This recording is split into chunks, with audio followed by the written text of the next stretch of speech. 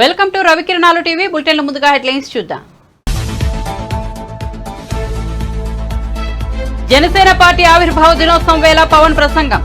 తాను రాజకీయాల్లోకి వచ్చింది మార్పు కోసమని స్పష్టీకరణ. పిఠాపురం నియోజకవర్గం నుంచి పవన్ కళ్యాణ్ పోటీ స్వయంగా ప్రకటించిన జనసేనాని.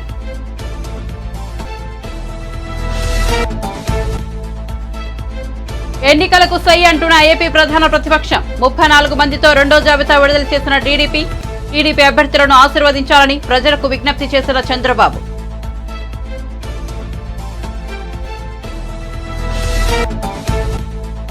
చంద్రబాబు పేరు చెబితే అక్కా చెల్లెమ్మలకు ఆయన చేసిన వంచన దగా గుర్తొస్తాయన్న సీఎం జగన్. దత్తపుత్రుడి పేరు చెబితే వివాహ వ్యవస్థను భ్రష్టు పట్టించిన మోసగాడు గుర్తొస్తాడంటూ ఎద్దేవా.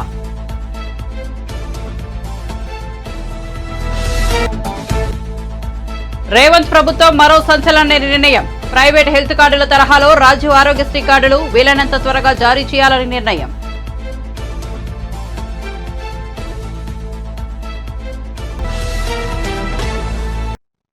ఇక వార్త వివరాల్లోకి వెళ్తే నంద్యాల జిల్లా బనకానపల్లిలో వైఎస్ఆర్ ఈబీసీ నేస్తం కార్యక్రమంలో ముఖ్యమంత్రి జగన్మోహన్ రెడ్డి పాల్గొని ప్రసంగించారు. ఈ సందర్భంగా టీడీపీ అధినేత చంద్రబాబు నాయుడుపై తీవ్ర విమర్శలతో విరుచుకుపడ్డారు. చంద్రబాబు పేరు చెబితే అక్కా చెల్లెమ్మలకు ఆయన చేసిన వంచన గుర్తొస్తుందని అన్నారు. పొదుపు సంఘాల మహిళలకు ఆయన చేసిన దగా గుర్తొస్తుందని దుయ్యబట్టారు. అసలు చంద్రబాబు పేరు చెబితే ఒక్క మంచి కూడా గుర్తుకురాదన్నారు. ఒక్క గుర్తుండిపోయే పథకాన్ని బాబు తీసుకురాలేదని సీఎం జగన్ విమర్శించారు. మాత్రమే జరిగింది అని కూడా చెప్పడానికి గర్వపడతా ఉన్నాను. మీ బిడ్డగా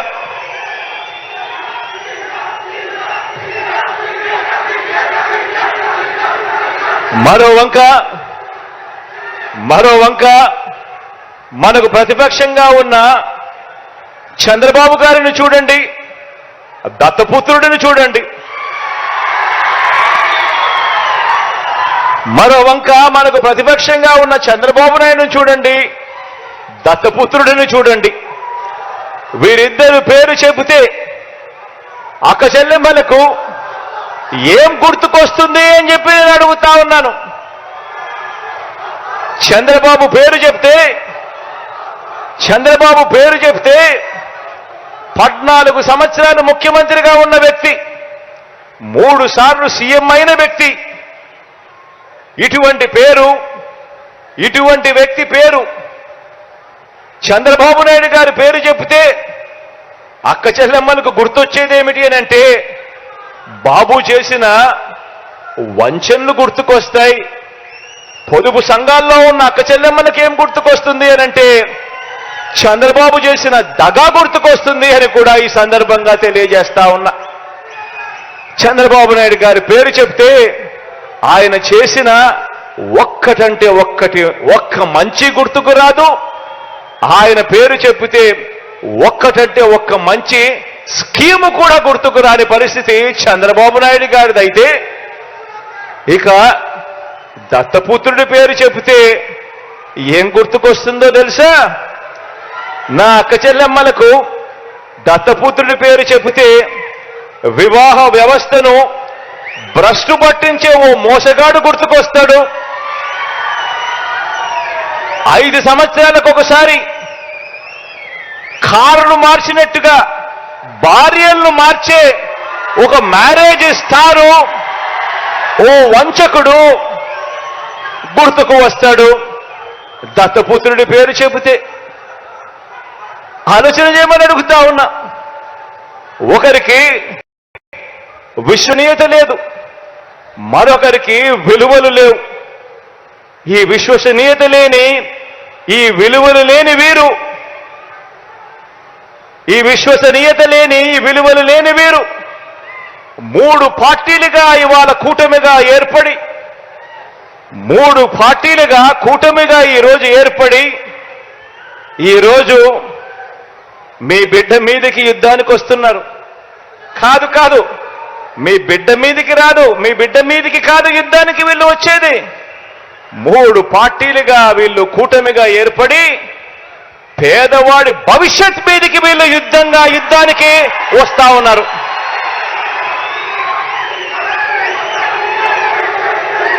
ఇదే ముగ్గురు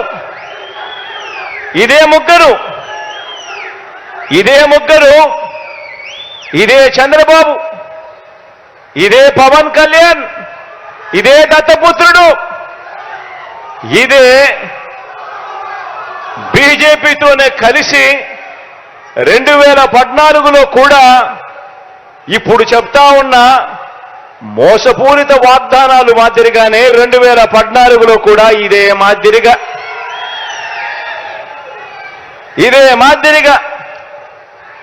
2014లో కూడా ఎన్నికలప్పుడు ఇదే ముగ్గురు ఒకటయ్యారు, ఇదే ముగ్గురు ఒకే స్టేజ్ మీద కూర్చున్నారు, ఇదే ముగ్గురు ఒక కూటమిగా ఏర్పడ్డారు. జనసేన పార్టీ ఆవిర్భావ దినోత్సవం సందర్భంగా పార్టీ అధినేత పవన్ కళ్యాణ్ మంగళగిరిలో పార్టీ ప్రధాన కార్యాలయంలో శ్రేణులకు ఉద్దేశించి ప్రసంగించారు. తాను రాజకీయాల్లోకి వచ్చింది అధికారం కోసం కాదని, మార్పు కోసమని స్పష్టం చేశారు. ఒక ఆశయం కోసం రాజకీయాల్లోకి వచ్చారని, అయితే ఓడిపోయాక శూన్యంగా అనిపించిందని పవన్ కళ్యాణ్ పేర్కొన్నారు. జనసేన అధినేత పవన్ కళ్యాణ్ ఏ నియోజకవర్గం నుంచి అసెంబ్లీ ఎన్నికల బరిలోకి దిగుతారనే సస్పెన్స్ కు తెరపడింది. పిఠాపురం నుంచి పోటీ చేయబోతున్నట్లు ఆయన గురువారం స్వయంగా ప్రకటించారు. ప్రస్తుతం ఎంపీగా పోటీ చేసే ఆలోచన లేదని, ఎమ్మెల్యేగా పోటీ చేయాలని ఉందని ఆయన స్పష్టతనిచ్చారు. ఈ మేరకు జనసేన సోషల్ మీడియా సమావేశంలో పవన్ అధికారికంగా ప్రకటించారు. చాలా ఆలోచించి చెప్పాను. ఎందుకంటే 2009లో నేను కామన్వెల్త్ ప్రొటెక్షన్ ఫోర్స్ పక్కన పెట్టిన తర్వాత వచ్చిన రాజకీయ ప్రస్థానంలో ఎవరెవరు వచ్చి దూరిపోయారు. 18 మంది ఎమ్మెల్యేలు గెలిచిన తర్వాత కూడా నిలబెట్టుకోలేకపోతే నాకు అనిపించింది పార్టీ నడపలేమని చెప్పి వచ్చిన వ్యక్తులు ఈ రోజున మంత్రి పదవులు అన్ని పడతా ఉన్నా నాకు అనిపించింది ఒక బలమైన సర్పాన్ని కూడా చలిచీమలు చంపేస్తాయి అనడానికి నిదర్శనం ఆ ప్రయాణం. అలాంటి చలిచీమలు నేను పక్కన పెట్టుకోలేదు. అలాంటి చలిచీమల్ని నేను అధికారం కోసం పెట్టుకోలేదు, మార్పు కోసం వచ్చాను. ఆ మార్పు ఎలాంటిదంటే సగటు మనిషి ధైర్యంగా సమాజం మీద అన్యాయం జరిగితే తిరగబడేలాగా. ఒక సుగాలి ప్రీతి తల్లి వచ్చి అన్న నా బిడ్డ అన్యాయానికి గురి చనిపోయిందన్నా అంటే ఆ తల్లి కోసం తిరగబడే అంత ధైర్యం ఇవ్వడం కోసం వచ్చింది సమాజంలోకి. తద్వారా అధికారం వస్తే సంతోషం, కానీ అధికారం లేకపోతే మేము ఏం చెయ్యం అనే పరిస్థితి నుంచి నేను పక్కన పెట్టేశాను. ఉన్న ప్రభుత్వం ప్రామిసులు చేసి మరి అధికారంలోకి వచ్చి మీకు ఇన్ని చేస్తామంటే వాళ్ళ గోడు వినకపోతే జనవాణి కార్యక్రమం నేను ఆ గోడు విన్నాను. నేను చేయగలిగినంత చేశాను. దానికి 2014 నుంచి 19 వరకు నేను కన్స్ట్రక్టివ్ రోలే ఆడడానికి నిర్ణయించుకున్నాను. ఓట్లని చీల్చేయడం, ఎందుకంటే సగటు మధ్యతరగతి మనిషి దృష్టిలో పెట్టుకుని చేశాను. ఓట్లను చీల్చేయడం ఈజీ, తేలిక. వైసీపీ పార్టీ మీద కానీ జగన్ మీద కానీ నాకు వ్యక్తిగతంగా ద్వేషం లేదు. నాకు వాళ్ళ విధానాల మీద నాకు విసుగు. ఇంకెవడు బతకూడదు, మేమే బతకాలి, మా గుంపే బతకాలంటే వాళ్ళు కుదరదు. అందరూ బతకాలి, మేము బతుకుతాం. ఒక నిమిషం ఆగండి, ఒక నిమిషం ఆగండి. వినండి మాట వినండి మాట. Silence, quiet. ఒక్క నిమిషం. అలాగే ఇప్పుడు నాకున్న తిరుపతి నిన్న ఇచ్చేసాను. అలాగే అన్నిటికంటే కూడా పిఠాపురం వీటన్నిటికంటే కూడా అడిగేది వినండి. అలాగే అది బాగుంది.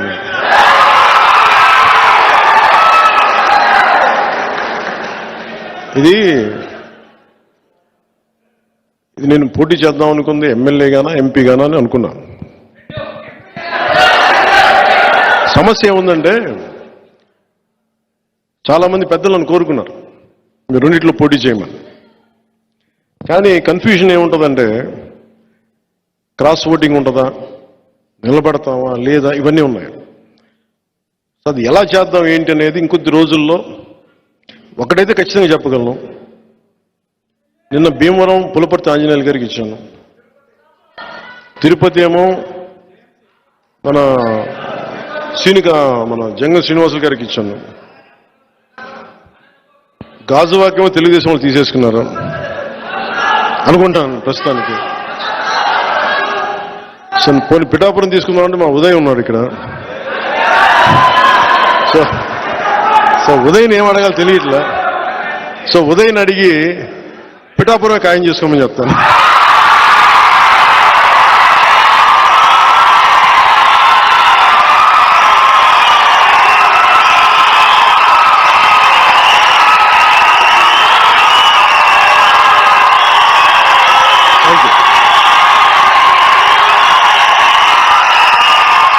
తెలుగుదేశం పార్టీ 34 మంది అభ్యర్థులతో రెండో జాబితా విడుదల చేసింది. దీనిపై పార్టీ అధినేత చంద్రబాబు నాయుడు స్పందించారు. టీడీపీ అభ్యర్థుల రెండో జాబితాను సోషల్ మీడియాలో పంచుకున్నారు.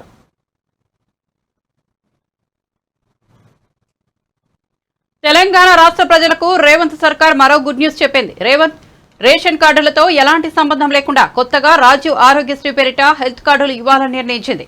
ఆదాయంతో సంబంధం లేకుండా అందరికీ దీనిని వర్తింపజేయాలని యోచిస్తోంది.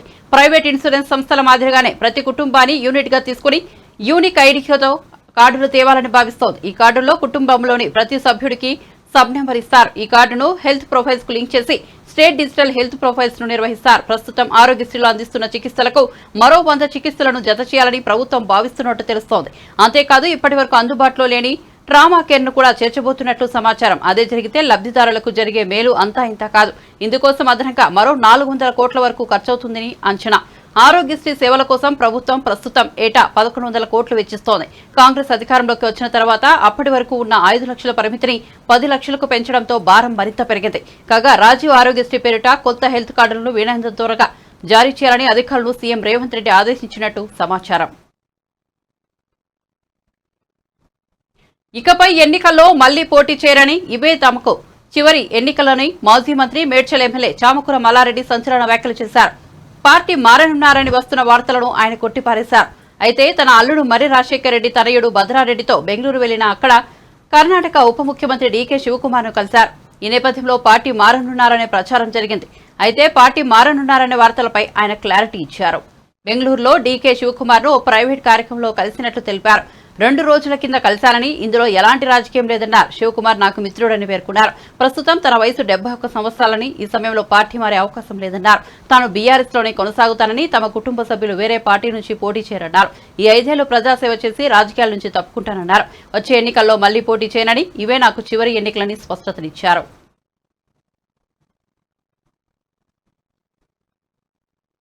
2018లో గ్రూప్ 1 ఉద్యోగాలను ముఖ్యమంత్రి జగన్ 150 కోట్ల రూపాయలకు అమ్ముకున్నారని తెలుగుదేశం జాతీయ అధికార ప్రతినిధి పట్టాభిరామ్ ఆరోపించారు. మెయిన్స్ పరీక్ష జవాబు పత్రాలను 3 సార్లు మూల్యాంకనం చేయడం వెనుక పెద్ద కుంభకోణం దాగి ఉందన్నారు. డబ్బులు ఇచ్చిన వారికి ఉద్యోగాలు కట్టబెట్టేందుకే 3 సార్లు మూల్యాంకనం చేయించారన్నారు. దీనిపై విచారణ చేపట్టిన ఉన్నత న్యాయస్థానం తప్పును గుర్తించినట్లు చెప్పారు. అందుకే మెయిన్స్ పరీక్షలు మళ్లీ నిర్వహించాలని తీర్పు ఇచ్చిందన్నారు. యువత భవిష్యత్తును నాశనం చేసిన ఎవరిని వదిలేది లేదన్నారు. తమ ప్రభుత్వం వచ్చిన వెంటనే ఈ కుంభకోణంపై విచారణ జరిపిస్తామని తేల్చి చెప్పారు. ఫైనల్ ఎగ్జామ్ కి మరి అర్హత సాధించడం జరిగింది. వీరందరూ కూడా దాదాపుగా 9,000 మంది దాకా ఫైనల్ ఎగ్జామ్ కి మరి అర్హత సాధించడం జరిగింది. వీరందరూ కూడా తమ ప్రతిభ ఆధారంగా ఉద్యోగాలు దక్కించుకోవచ్చని చెప్పి ఎంతో ఆశపడ్డారు. కానీ జగన్మోహన్ రెడ్డి వీటిని బహిరంగ మార్కెట్లో అమ్ముకొని హీన పక్షాన 150 కోట్ల రూపాయలు దండుకున్నాడు. రాష్ట్ర ప్రజలందరూ ఒక్కసారి అర్థం చేసుకోండి. APPSC Andhra Pradesh public service commission ద్వారా మన బిడ్డలకి దక్కాల్సినటువంటి 169 ఉద్యోగాల్ని బహిరంగ మార్కెట్లో వేలం పెట్టి సుమారుగా 150 కోట్ల రూపాయలు పిండుకున్నాడు జగన్మోహన్ రెడ్డి. డిప్యూటీ కలెక్టర్ పోస్టుకు 2.5 కోట్లంట, డిఎస్పీ పోస్టుకి 1.5 కోట్లంట, ఇంకా రకరకాల పోస్టులకు రకరకాల రేట్లు పెట్టి కనీసంగా 150 కోట్లు దండుకున్నాడు. ఈ మొత్తం వ్యవహారం పైన నిన్ననే గౌరవ హైకోర్టు జస్టిస్ నిమ్మగడ్డ వెంకటేశ్వర్లు గారు ఒక స్పష్టమైనటువంటి తీర్పు ఇచ్చారు. ఈ పరీక్షల నిర్వహణలో ఆంధ్రప్రదేశ్ పబ్లిక్ సర్వీస్ కమిషన్ అనేక అవకతవకలకి పాల్పడింది, అనేక అక్రమాలకి పాల్పడింది. తాము డబ్బులు వసూలు చేసినటువంటి కొంతమంది క్యాండిడేట్స్ కి మేలు చేసే విధంగా వాల్యుయేషన్ ఒకసారి కాదండి, సాధారణంగా మనం పరీక్ష రాస్తే దాని యొక్క వాల్యుయేషన్ ఏదో ఒకసారి వాల్యుయేషన్ చేస్తారు. మనం ఏదన్నా కాదండి రీవాల్యుయేషన్ కావాలని కోరుకుంటే రీవాల్యుయేషన్ చేసిస్తారు. అంతేగాని మన ఆంధ్రప్రదేశ్ పబ్లిక్ సర్వీస్ కమిషన్ వారు 3 సార్లు వాల్యుయేషన్ చేశారండి. 3 సార్లు ఆన్సర్ షీట్లు దిద్దారు. దేనికో తెలుసా? తాము కావాలనుకున్నటువంటి వారికి ఎవరైతే వీళ్ళు అడిగినంత డబ్బులు ఇచ్చారో వాళ్ళకు మేలు చేయటం కోసం ఒకసారి కాదు, 2 సార్లు కాదు, 3 సార్లు ఆన్సర్ షీట్లు దిద్దేసి వాళ్ళకి కావలసిన వాళ్ళకి ఉద్యోగాలు ఇప్పించారు సార్. ఆ విషయాన్ని గౌరవ హైకోర్టు తెలియజేస్తోంది. ఈ రకంగా 3 సార్లు మీరు పేపర్స్ని వాల్యుయేషన్ ఎలా చేస్తారో, ఆన్సర్ షీట్లని 3 సార్లు ఎలా దిద్దుతారో ఇది పూర్తి అక్రమం అని చెప్పి హైకోర్టు తీర్పిచ్చింది. నేను హైకోర్టు తీర్పులో చాలా స్పష్టంగా the action of the respondents government of Andhra Pradesh and AP public service commission in conducting 2nd and 3rd valuation of Group 1 exams for notification number 27/2018 is declared as illegal, irregular and arbitrary and violative of Rule 39 of the APPSC rules అని చాలా స్పష్టంగా చెప్తూ the impunged list of eligible candidates dated 26/5/2022 is hereby set aside. వీళ్ళు అక్రమాలకి పాల్పడి డబ్బులు వసూలు చేసి ఎవరినైతే క్యాండిడేట్ని సెలెక్ట్ చేశారో ఆ నియామకాల్ని మేము రద్దు చేస్తున్నామని చెప్పారు. అంతేకాకుండా respondents are directed to conduct Group 1 examinations fresh. మళ్ళీ తిరిగి ఎగ్జామినేషన్స్ మీరు కండక్ట్ చేయాలని చెప్పి గౌరవ హైకోర్టు న్యాయమూర్తి జస్టిస్ నిమ్మగడ్డ వెంకటేశ్వర్లు గారు స్పష్టమైనటువంటి తీర్పిచ్చారు. దీనికి ఏమి సమాధానం చెప్తావు జగన్ రెడ్డి? నువ్వు అనేక అక్రమాలకి పాల్పడి దాదాపుగా 150 కోట్ల రూపాయలు దండుకొని Group 1 ఉద్యోగాల్ని మార్కెట్లో పెట్టి తెగనమ్మి ఏదైతే నువ్వు ఈ వ్యవహారాన్ని అంతా కూడా నడిపించావో దానిని పూర్తిగా తప్పుబడుతూ హైకోర్టు ఇచ్చినటువంటి తీర్పుకి నువ్వేం జవాబు చెప్తావని చెప్పి రాష్ట్ర ముఖ్యమంత్రి జగన్ రెడ్డిని మేము డిమాండ్ చేస్తా ఉన్నాం. నిన్నగాక మొన్న తెలంగాణలో జరిగినటువంటి తెలంగాణ పబ్లిక్ సర్వీస్ కమిషన్ సంబంధించినటువంటి స్కామ్ కంటే అక్కడ ప్రశ్నాపత్రాల లీక్ ఏదైతే జరిగిందో దాని ద్వారా అక్కడ ఉన్నటువంటి ప్రభుత్వం పునాదులు కదిలిపోయాయి. ఎప్పుడైతే ఆనాటి తెలంగాణ ప్రభుత్వం అక్కడ ఉన్నటువంటి బిడ్డల్ని మోసం చేసిందో, Telangana public service commission examination papers లీక్కి సంబంధించి అక్రమాలకు పాల్పడిందో అక్కడ తెలంగాణ యువత అంతా తిరగబడ్డారు. అక్కడ ఉన్నటువంటి ప్రభుత్వాన్ని కూకటి వేళ్లతో సహా పెకిలించి వేసేశారు. ఇవాళ జగన్మోహన్ రెడ్డి నీ పరిస్థితి కూడా అంతే, వదిలిపెట్టే ప్రసక్తే లేదు. ఇవాళ మన బిడ్డలకి ఉద్యోగాలు ఇవ్వటం చేతగానటువంటి నువ్వు పెట్టుబడులన్నీ కూడా రాకుండా చేసి, రాష్ట్రంలో ఉపాధి అవకాశాలు లేకుండా చేసి, జాబ్ క్యాలెండర్ అని చెప్పి దగా చేసి ఒక్కసారి కూడా సరిగ్గా జాబ్ క్యాలెండర్ ఇవ్వకుండా ఉన్నటువంటి ఉద్యోగాలను అమ్ముకుంటావా? ఉన్నటువంటి ఉద్యోగాల్ని బహిరంగ మార్కెట్లో అమ్ముకుంటావా? నువ్వు వేలం పెడతావా ఉద్యోగాల్ని? వైఎస్ఆర్సీపీ ప్రభుత్వం ఆరోగ్యశ్రీ బిల్లులు చెల్లించట్లేదని జనసేన పార్టీ ప్రధాన కార్యదర్శి నాగబాబు అన్నారు. వేర్వేరు ప్రమాదాల్లో ప్రాణాలు కోల్పోయిన 62 మంది క్రియాశీల కార్యకర్తల కుటుంబ సభ్యులకు మంగళగిరిలోని పార్టీ కార్యాలయంలో 5 లక్షల చొప్పున బీమా చెక్కులను నాగబాబు అందించారు. తెలుగుదేశం, జనసేన, బీజేపీ ఉమ్మడి ప్రభుత్వంతో విద్య, వైద్యం, ఉపాధి వంటి కీలక అంశాలకు పెద్దపీట వేసేలా ప్రణాళికలు రూపొందిస్తున్నామని చెప్పారు. వైసీపీ ప్రభుత్వం కూడా సరైనటువంటి ఆరోగ్యశ్రీ బిల్లులు కట్టడం లేదు. చాలామంది నాకు తెలిసినటువంటి ఆరోగ్యశ్రీ కింద పనిచేసేటువంటి డాక్టర్స్ కొంతమంది ఫ్రెండ్స్ మాకు డబ్బులు రావట్లేదండి, అందుకని మేము ఆరోగ్యశ్రీని తీసుకోవట్లేదని నాకు చెప్పిన సందర్భాలు అనేక ఉన్నాయి. సో యాక్చువల్గా చెప్పాలంటే మాకు ఈ విద్య, వైద్యం ఈ రెండు హై ప్రయారిటీ జనసేన పార్టీకి, అలాగే ఉపాధి కూడా. సో దీనికి తగ్గటువంటి ఎలా చేయాలి ఏంటనేది, ఎలా దాన్ని ముందుకు తీసుకెళ్లాలనేటువంటి విషయంలో మా ప్రెసిడెంట్ పవన్ కళ్యాణ్ గారు, అలాగే మా అలయన్స్లో ఉన్నటువంటి టీడీపీ నారా చంద్రబాబు నాయుడు గారు ఒక నిర్ణయానికి తీసుకొని జనానికి, ఎస్పెషల్లీ మా ఏ పార్టీ అయినా సరే ఆ సభ్యులకి అలాగే ప్రజలకు కూడా విద్యా, వైద్యం మ్యాక్సిమం ఎంతవరకు వాళ్ళకి శ్రమ లేకుండా చేయాలనేది ఒక మంచి ఆలోచనతో ఉన్నారు. నాకు తెలిసినంతవరకు ప్రభుత్వం ఇలాంటి కార్యక్రమాలను చాలా సునాయాసంగా చేయొచ్చనేటువంటి ఒక నమ్మకం నాకు ఉంది. కానీ వైసీపీ పార్టీ కానీ, వైసీపీ ప్రభుత్వం కానీ ప్రజల్ని చనిపోయినటువంటి కార్యకర్తలకు సంబంధించిన వాళ్ళను, లేకపోతే వాళ్ళ ప్రజలను సరిగ్గా ప్రాపర్గా ఆదుకుంటుందన్న విషయం మాకు ఎక్కడా క్లారిటీ లేదు. తెనాలికి చెందిన గీతాంజలిని హత్య చేసింది వైఎస్ఆర్సీపీ నేనని తెలుగు మహిళా రాష్ట్ర అధ్యక్షురాలు వంగలపూడి అనిత ఆరోపించారు. ఆడబిడ్డ చావుపైన జగన్మోహన్ రెడ్డి శవరాజకీయాలు చేయడం దుర్మార్గమని మండిపడ్డారు. ఇలాంటి రాజకీయాలు ఆయనకు అలవాటేనని ఆగ్రహం వ్యక్తం చేశారు. గతంలోనూ బాబాయ్ హత్య, కోడికత్తి రామాలు రక్తి కట్టించారన్నారు. ఆత్మహత్య చేసుకుందని ఒకసారి అందరికీ నమస్కారం. ఒక దురదృష్టకర సంఘటన. గొల్తి గీతాంజలి వైఎస్ఆర్సీపీ సోషల్ మీడియా కార్యకర్త అనుమానాస్పదంగా చనిపోయిందని ఒకసారి, హత్య కావింపబడిందని ఒకసారి, ఆత్మహత్య చేసుకుందని ఒకసారి, ఆ ఆత్మహత్యకి కారణం తెలుగుదేశం పార్టీ అని ఒకసారి. ఓవరాల్గా చెప్పాలంటే ఆ ఆడపిల్ల చావు మీద కూడా రాజకీయం చేసేయటానికి సిద్ధపడ్డ సైకో జగన్మోహన్ రెడ్డి నిజంగా ఎంతకైనా దిగజారుతాడు అని చెప్పడానికి ఇది ఒక ఉదాహరణగా చెప్పొచ్చు. అయితే రీసెంట్గా ఆ అమ్మాయి ప్రమాదవశాత్తు చనిపోయిందా లేకపోతే ఆత్మహత్య చేసుకుందా ఇలాంటివన్నీ కూడా మనం పక్కన పెడితే ఆ అమ్మాయి చనిపోవటం అనేది చాలా దురదృష్టకరం. ఎందుకనంటే ఆ రోజు ఆ అమ్మాయి మాట్లాడేటప్పుడు కూడా వీళ్ళేం మాట్లాడితే తెలుగుదేశం పార్టీ వాళ్ళ వల్లే చనిపోయింది, తెలుగుదేశం పార్టీ వాళ్ళు చేసిన ట్రోల్స్ వల్లే చనిపోయింది అని 4 రోజుల తర్వాత వాళ్ళ భర్త చేత ఒక కంప్లైంట్ ఇప్పించడం జరిగింది. యాక్చువల్గా ఆ అమ్మాయి 7th చనిపోయింది. 7వ తారీఖున చనిపోతే 7వ తారీఖున చనిపోయేటప్పుడు కూడా ఆ అమ్మాయితో 2 వ్యక్తులు తెనాలి రైల్వే స్టేషన్లో ఉన్నారు. ఎవరు వాళ్ళిద్దరు? ఎందుకు ఈ రోజు వరకు వాళ్ళని ఐడెంటిఫై చేయలేకపోతున్నారు? అసలు ఎందుకు సీసీ ఫుటేజెస్ చూసి ఆ 2 పేర్లు ఎందుకు బయటపెట్టలేకపోతున్నారు? అది ఒక ఎత్తు అయితే, చనిపోయిన తర్వాత అన్ఐడెంటిఫైడ్ బాడీ కింద 2 రోజులు ఆ అమ్మాయిని ఎందుకు హాస్పిటల్లోనే ఉంచాల్సి వచ్చింది?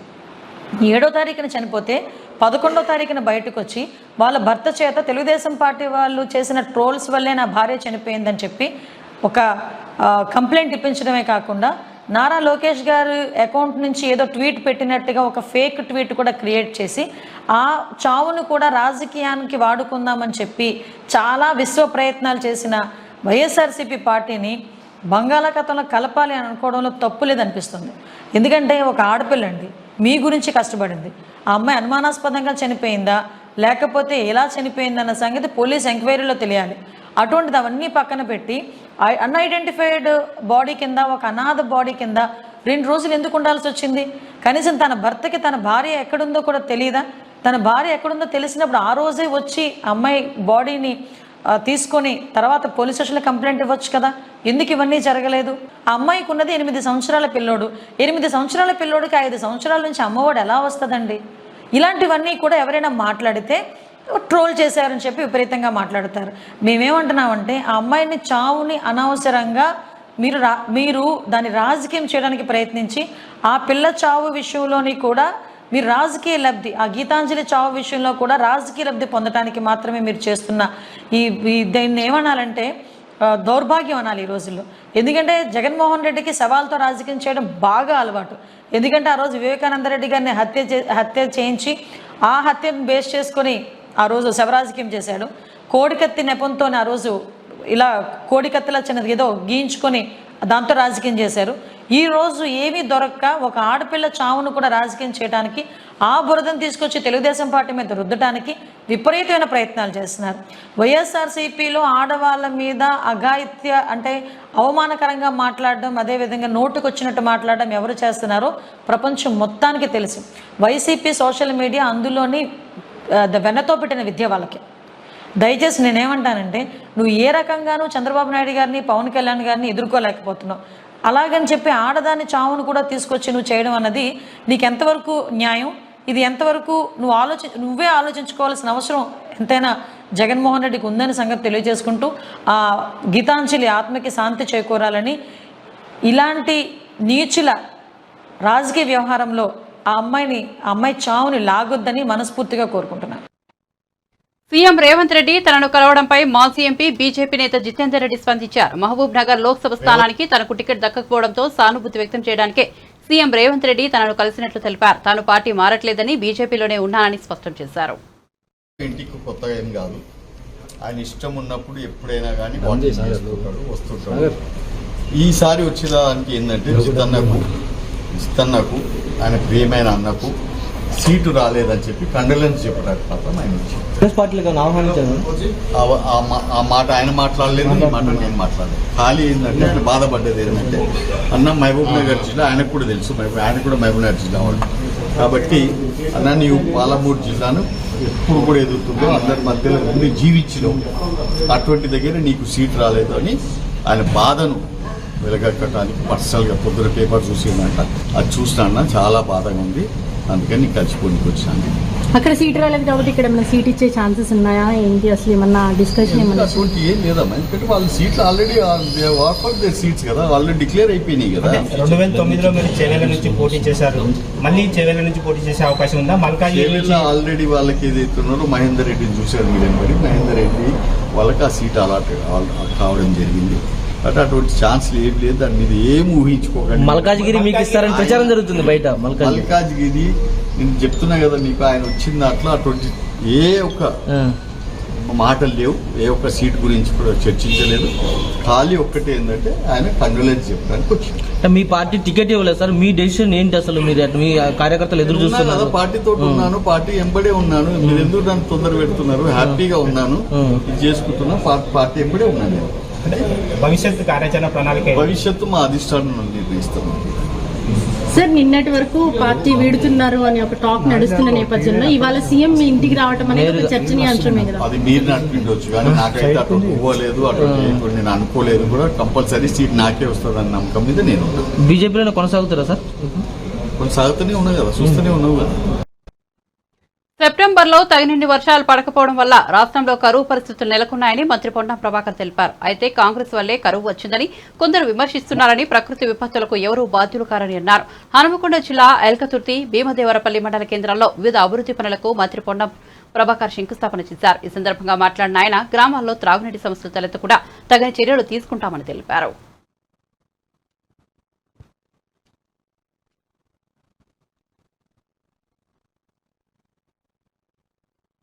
బులెటిన్ ముగించే ముందు హెడ్లైన్స్ మరోసారి చూద్దాం.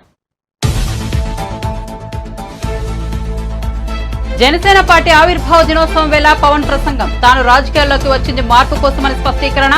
పిఠాపురం నియోజకవర్గం నుంచి పవన్ కళ్యాణ్ పోటీ స్వయంగా ప్రకటించిన జనసేనాని.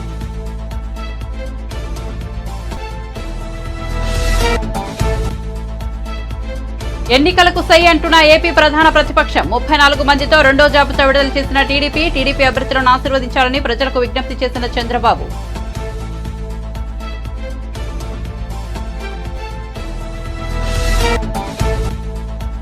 చంద్రబాబు పేరు చెబితే అక్కా చెల్లెమ్మలకు ఆయన చేసిన వంచన, దగా గుర్తొస్తాయన్న సీఎం జగన్.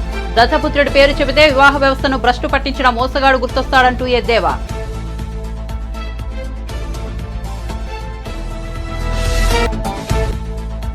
రేవంత్ ప్రభుత్వం మరో సంచలన నిర్ణయం. ప్రైవేట్ హెల్త్ కార్డుల తరహాలో రాజీవ్ ఆరోగ్యశ్రీ కార్డులు వీలైనంత త్వరగా జారీ చేయాలని నిర్ణయం.